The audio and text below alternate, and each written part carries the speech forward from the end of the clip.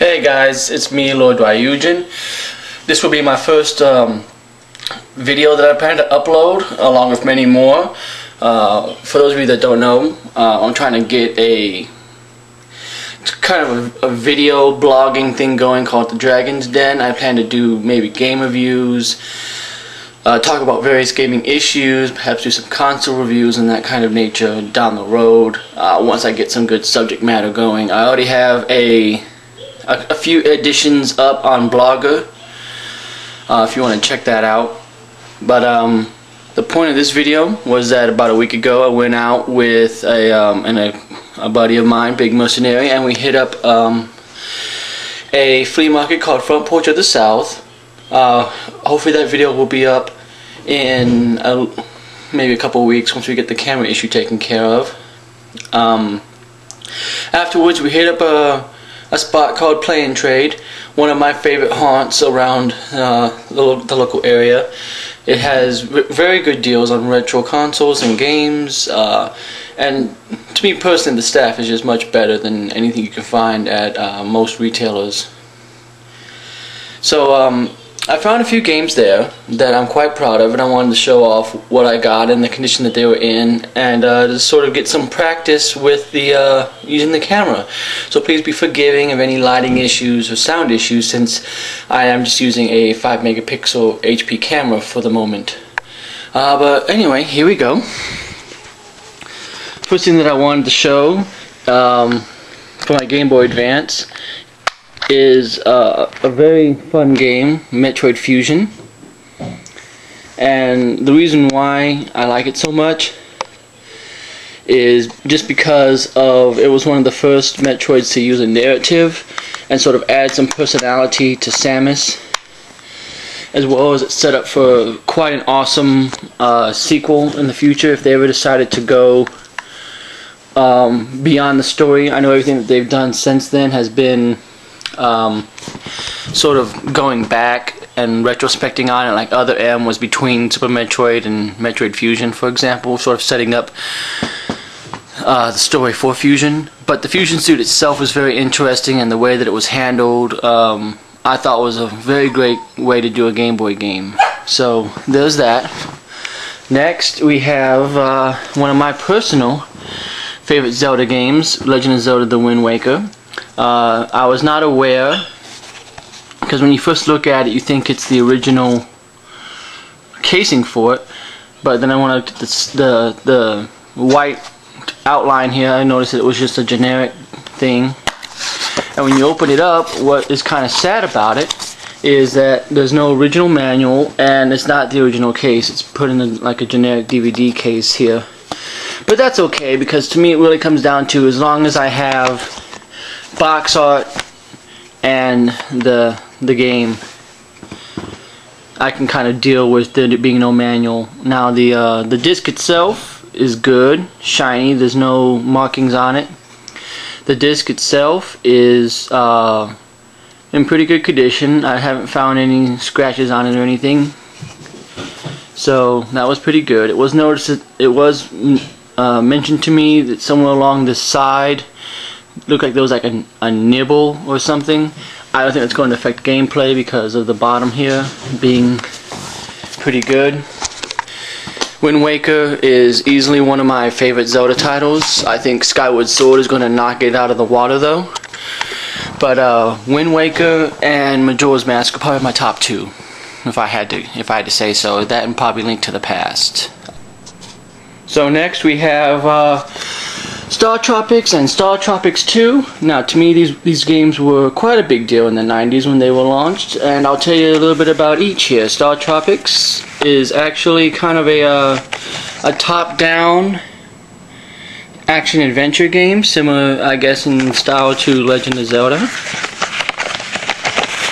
And it was kind of interesting back in the day when it came out, because it used a whole premise of a vacation and items and exploration similar to Zelda, but it wasn't of a fantasy setting. It was more of a modern day adventure but it was still interesting nonetheless. And now the thing that made Star Tropics weird was that Star Tropics had a piece of paper that you needed for it in order to solve one of the game's puzzles, because like somewhere along in the game it said that you had to dip the piece of paper in water and it would give you a number in order to solve a puzzle. Most copies don't even include that anymore. This one did not. I was rather disappointed in that, but it's understandable for a game that came out in like 1991. So it's well over 20 years old. That piece of paper's probably been used up and is gone. Now the actual game itself is rather good. I didn't see very many scratch mark issues. Hardly, no wear and tear at all that I could see that would like be on the back or in the actual cartridge part, or smudges on here or anything like that. And it came in its original black case, which is nice. It's always sweet to have that, because most of the time when I get an NES game, it doesn't even have that anymore. And then the very first game that I ever played by Star Tropics, believe it or not, because I think I picked up a friend's copy or something, or they gave it to me. Zoda's Revenge, Star Tropics 2. If you know the story of Star Tropics, you know why it's called Zoda's Revenge. Zoda was the main enemy of the Star Tropics series. I quizzed some people on a group that we have on Facebook called Confessions of a Button Masher. And this was actually the second to last game released for the NES, not the last one. Although it is definitely a worthy departure for the NES, because in the same manner that Skyward Sword will be a great departure for the Wii, this game was very similar to Star Tropics, and it had the protagonist going through time with different characters such as Sherlock Holmes and let's see, I know Leonardo da Vinci's in there. I don't think there's anybody from the Wild West, but I know he goes to the Wild West at some point and things like that. Also in its black casing, which is nice, and also in extremely beautiful condition. You can probably see here through the light glaring that there really isn't, scratches on it, anything that's messing up with the front art, or the top label or anything like that, or the back.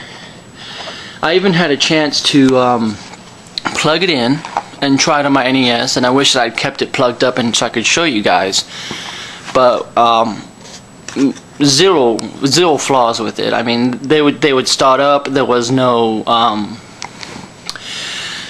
lines on the screen, or any random resetting, as I like to call it, where it just kind of starts and then it resets and stuff like that.